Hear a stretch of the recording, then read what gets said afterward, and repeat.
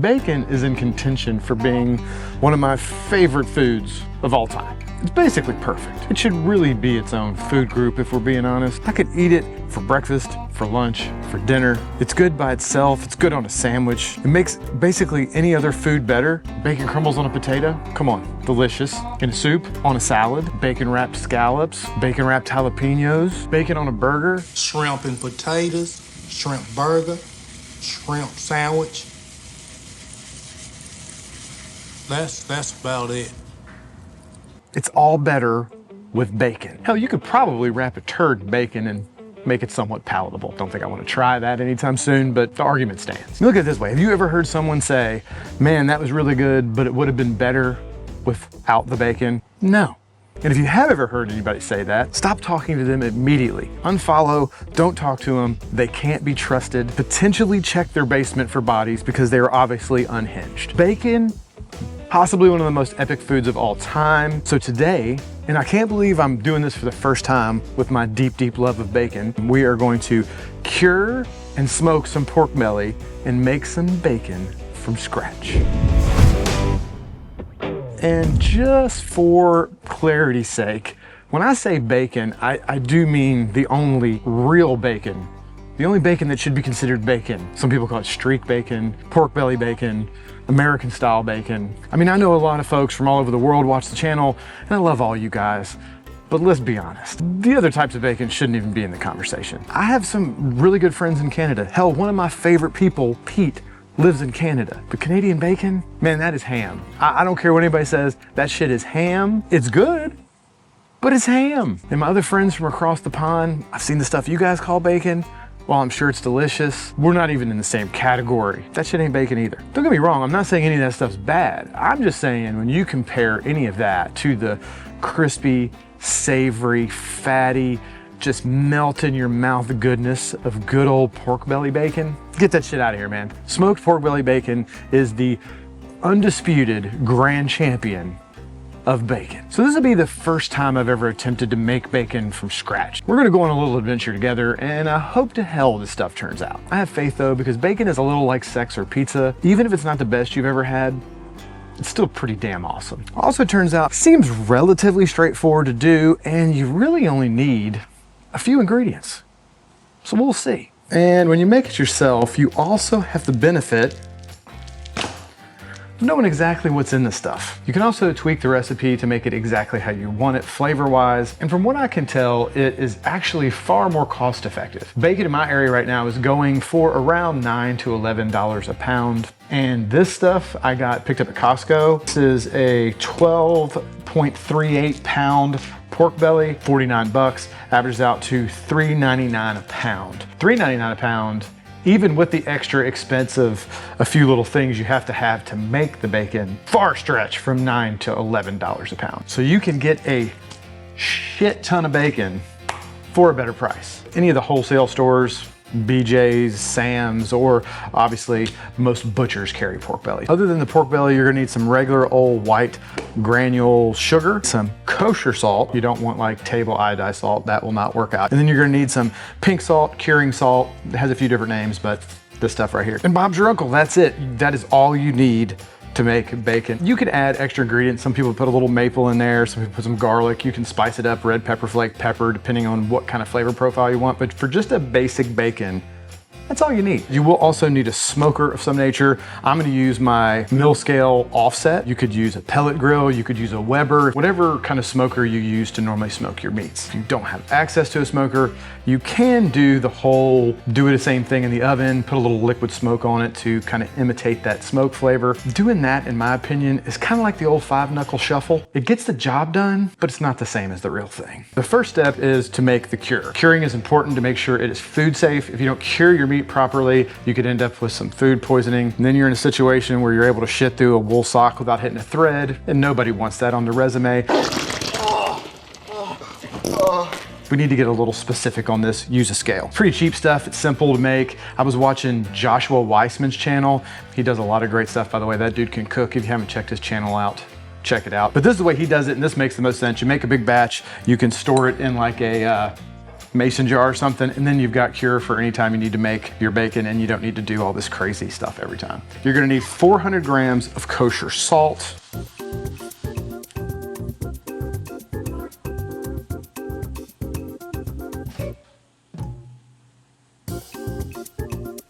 This is seriously like watching paint dry. Then we're gonna need 200 grams of granulated sugar. And if I'm looking in here, this is gonna be close. So let's pray to God we have 200 grams in here, because this is gonna be sucky if I have to go to the store in the middle of this. I don't know if you guys can see, but that was what I had. I had about 204 grams of sugar. And then we're gonna need 60 grams of our pink curing salt. That's it. That is a very basic cure. You're gonna mix this all up together real good. Mix it all up to make sure all your cure is even in there, your pink salt. And that's it. Put this in a mason jar, put this in your cabinet, and you've got a nice batch of cure ready for anytime you want to cure anything. We're going to cure ours at 2.5%. I've heard of people going, if they like it a little less salty, down to about a 2% cure. I've heard of people going as high as 3 for a little saltier kind of thing, but I'm going to go right in the middle. I'm going to figure 2.5% is about the Goldilocks zone, right in the middle. Let's set this aside. We're gonna have to weigh out the pork belly when we get to curing it, and then there's a certain amount of this you have to use per weight of pork belly. But first we need to get our pork belly ready. This seems like as good a time as any to take a quick pause and thank the sponsor of today's video, ZBiotics. If we're being real with ourselves, and I like to enjoy a good pour of whiskey as much as the next guy, but it does not always make you feel optimal the next day. Especially with me now being on the backside of my 40s, it doesn't take quite as much of grandpa's old cough syrup to make me feel off my game the next morning. And the good folks at ZBiotics are here to help. ZBiotics Pre-Alcohol Probiotic is the world's first genetically engineered probiotic. PhD scientists invented it to tackle rough mornings after drinking. Here's how it works. When you drink, alcohol gets converted into a toxic byproduct in the gut. It's that byproduct, not dehydration, that makes you feel miserable the next day. ZBiotics produces an enzyme to help break this byproduct down. Just drink ZBiotics before drinking alcohol, drink responsibly of course, and get a good night's sleep to feel your best the next day. I was as skeptical about this stuff as you probably are when I first heard about it also. But after a few good pours of whiskey with a few buddies of mine, I called them the next day, we all talked, and we were all really surprised at how good we felt. At that point, I was sold. So if you want to give it a try, just click the link down below or click the QR code in the corner of your screen to get 15% off your first order at checkout. ZBiotics is also backed by a 100% money back guarantee, so if you're unsatisfied with your purchase, they will refund your money, no questions asked. So a pretty no risk proposition really. Head down below, check out those links, click the QR code, 15% off your first order at checkout. Thanks to ZBiotics for supporting the channel and sponsoring the video. All right, well now let's get back to your regularly scheduled programming. I will say when you're picking out your pork bellies, you want to try to get one that has as much meat on it as possible. Some of these things are super fatty, and obviously bacon, you want fat, but you do want some meat in there, so try to pick which ones in the case have the most meat in them. Notice this cutting board is big enough for an entire slab of pork belly. Shameless plug. We sell these. They're awesome, and we're actually running a sale because spring's here and I know people are gonna start barbecuing. I think they're $50 off, code BACON. More details down below. It's an awesome cutting board, ingrain walnut, and if you're into butchering your own meat, smoking and stuff, and you're dealing with big slabs of meat like this and like brisket and stuff, big old honking thick cutting board like that comes in super handy. As far as the skin goes, most pork bellies come with skin on. I've seen some people, they like to cook it with the skin on, and then once it's cooked, they take the skin off because it's a little easier to take off once you've cooked it. Other people take it off beforehand. How easy it's gonna be to get this skin off without losing a whole bunch. Definitely need a sharp knife, but you don't want to lose a lot of that fat. Can you just pull it? Sometimes you could just rip it. Nope, definitely not just gonna rip it. I think I'm gonna take it off beforehand, but this is gonna take a while, so we're we're gonna cut away and come back after the skin's off because this is gonna be boring as shit for you guys to watch. 2,000 years later. It was a little bit of a pain in the ass, I'm not gonna lie. I think I know why Joshua says just to leave it on and then do it after, because I would imagine once that fat warms up, loosens that skin up, it's probably much easier to take off once it's cooked. My worry was that skin would make a barrier that the smoke would have a harder time getting through and I wouldn't get as smoky of a flavor. I took it off this time. Next time I do it, maybe I'll leave it on, compare, see if there's a difference, but we got it off. Wasn't the end of the world, but it is kind of a pain in the ass. And I've de-skinned a lot of animals in my life, but that stuff was on there. Last thing we're gonna do before we brine them is we're gonna cut these up. I'm probably gonna half both of these slabs. That way we've got slightly more manageable pieces and I can do a couple different flavor profiles. Plus it's easier to share. Then you've got little slabs, you can give some to friends or family. I'm gonna clean this guy up just a little bit, square it up. Don't waste this stuff. You could put this in grind for sausage. You could throw it in a pot of beans. Lots of stuff you can do, but you definitely don't want to waste any of that goodness right there. You want to do this also while it's cold. The warmer it gets, the fat gets real smushy and harder to work with. I'm just gonna go right about halfway. Cut those dudes right in half. Much more manageable pieces. We have a shit ton of bacon. Look at this scale. Can you guys see the shit on this scale? That's my scale. This is Allison's scale she does her bread with. And it looks like the Pillsbury Doughboy had a fucking orgy on it. It's ridiculous. We're gonna weigh each one of these individually, take the total weight in grams of what each one of these weighs, multiply that by 0.025, which is gonna give us the amount in grams of cure that we need for each one. This is 2419 grams. Handy dandy calculator. So 2419 times 0.025, 60.475. So this slab right here, we're gonna get our little batch of cure over here. Gonna weigh out 61 grams. Then we're gonna evenly spread the 61 grams all over every surface of this. And I'm using one of these pans as I'm doing it so that anything that falls off gets caught, and then I can put that in the bag when I'm done. So I'm just gonna spread this on as evenly as possible. Like I said, we're wanting to cover all the sides. We're gonna flip it over, hit the sides. I see a lot of people just use big Ziploc bags. Like I think it's either a 1 or a 2 gallon, whatever's big enough to fit this guy in. Vacuum seal bags, and I happen to have that. It seems a little bit easier to me. It's gonna be a tight fit. Straighten her out once we're in here. Oh, that's just about perfect. She's a snug girl. On a couple of these, I'm gonna slap a little maple in there. A little maple syrup, right? Maple bacon, that can't be bad. Just a little bit of maple syrup. Measurement wise, I don't know, 2-3 tablespoons. Like I said, this is an experiment. We'll see. Try to spread that out in there. Now I'm gonna vacuum seal this guy up. I've got 3 more to do. All right, we got 4 slabs of bacon ready for the curing. Now I'm gonna put these in the fridge. I'm gonna put them on a pan just in case there's leakage. Nobody likes leakage. By the way, if you don't have pans that look like this in your house, we can't be friends. I don't know, you're too anal. This is the way sheet pans are supposed to look.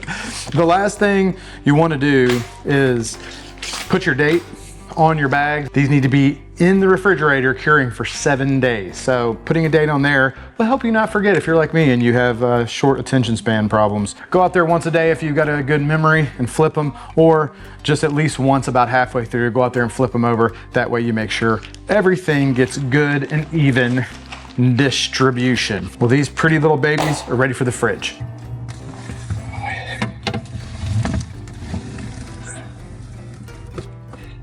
See you guys in 7 days.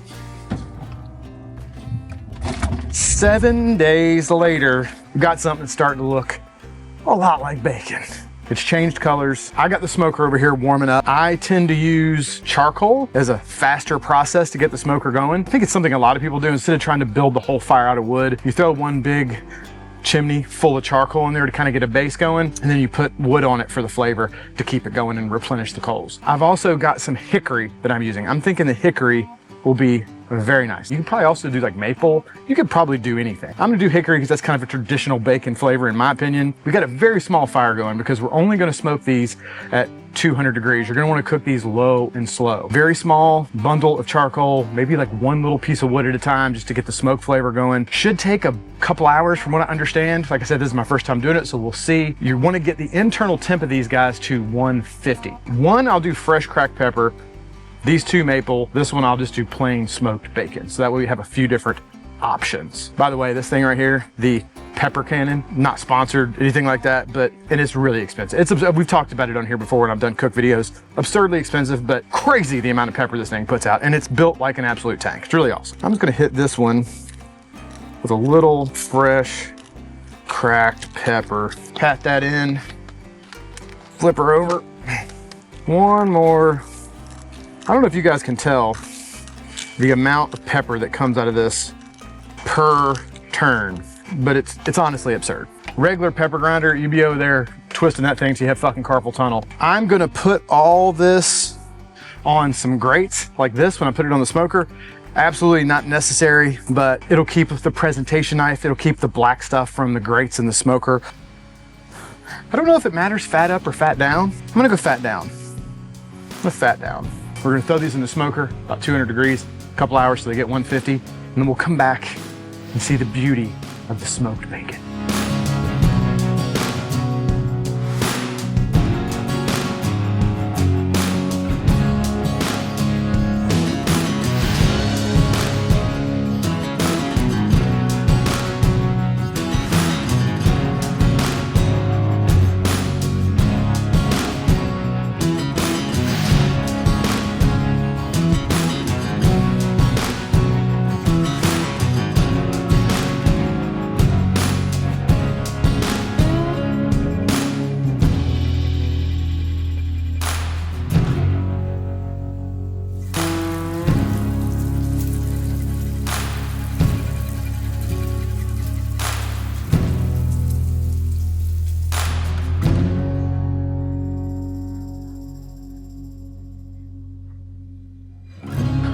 Super pumped with how this turned out. This shit is fine. I mean, look at that beautiful ass. I mean, that's better than anything you can get at the store. I mean, get real. That shit. And this pepper one, come on. That is some beautiful pork right there, buddy. That's some top tier bacon right there. And it's the first time I ever did it. So, you know, super easy. In a very short 7 days, you can have your very own bacon. Yeah, it does take a little bit of time, but honestly, it's easy because most of that time you're not doing anything, right? All in all, you've only gotten maybe 4 or 5 hours into the whole thing to make your own bacon. Smoking took quite a bit longer than I thought. Originally, I had thought maybe around 2 hours. For me, for whatever reason, maybe it's because the amount I had in the smoker or whatever, but it took about 4.5 hours on the smoker to get the internal temp to 150. I will say that was probably the most difficult part of the whole process, only because that mill scale really likes to run at about 250, so I had to keep a very small fire going to keep it as cool as 200. I'm sure with a little bit of practice, I would nail it without a problem, but I had to split the wood into smaller pieces because if I put the size logs that I normally put in there, the temperature would spike too hot. That being said, I might also try it in my Traeger because with that one, you can really just set it and forget it. I can set that thing on 200, put it on super smoke, and then just walk away and it would be super easy. But for the first time, I wanted to do the traditional offset smoker and it did turn out absolutely delicious. Once you pull it off the smoker, you do have to wait. We cheated and had a little bit last night, but technically when you pull it off the smoker, you should let it cool completely and even put it in the refrigerator overnight to allow it to really get solid again. It cuts much easier. I don't know which one I like better. I tell you what I do know, and this is one of the things I like about making your own bacon, is instead of just getting slices like you would normally have, you can make your own slice thickness, but you can make these little cubey deals, little thick cubes, and you fry these up. It's like bacon candy. They're like crunchy on the outside, still fairly soft in the middle. It's like bacon cotton candy. It melts in your mouth. I did it with the maple ones, and the maple syrup kind of caramelizes on the outside as you're frying these little cubes, and it's literally like bacon candy. It's delicious. That's kind of the fun of making bacon yourself. Not only can you cut pieces to however you want, whether it be thick, thin, cubes, but you can also experiment with different kind of finishing stuff before you put it in the smoker. I think next time I'm gonna do one and maybe do some maple and then some red pepper flake to maybe do like a sweet and spicy kind of bacon. I highly, highly recommend making your own bacon. I mean, who doesn't like bacon? Cut pounds of this off, vacuum seal it, give it to friends and family as gifts. I mean, who wouldn't like a pound of bacon as a thank you for watching your house or watching your dog while you're out of town or something? Might not be great for your cholesterol. Who really gives a shit about that? Probably better for you, even though, I mean, can bacon really be considered good for you? But you know what I'm saying. All in all, at least you know what you're putting in your body. It's delicious. Highly recommend it. And being the fact that this is honestly the first time I've done this and it turned out, I think that's a pretty good gauge on the fact that this isn't very hard to do. You can vacuum seal up this deliciousness and it's good for a week or two in the fridge, or you can vacuum seal it, put it in freezer bags, and then put it in the freezer for basically indefinitely. Long time. All right, folks, well, that wraps this one up. Hope you did enjoy it. Again, don't forget about these big cutting boards. We got these guys on sale, $50 off, code BACON, links down below. Hope all you guys enjoyed this one. If you did, feel free to smash that like button. That always helps us out. If you're not a subscriber, please consider doing so. We'd love to have you on board. Hope everybody is having a great week, and we will see you in the next video. Meanwhile, I'm just gonna sit here and eat like a pound of bacon because I'm a fat boy like that. I don't understand vegans, man. I know I pick on the vegans a lot, but here's the deal. I don't see how anybody could not want to eat bacon. It's one of the best things ever.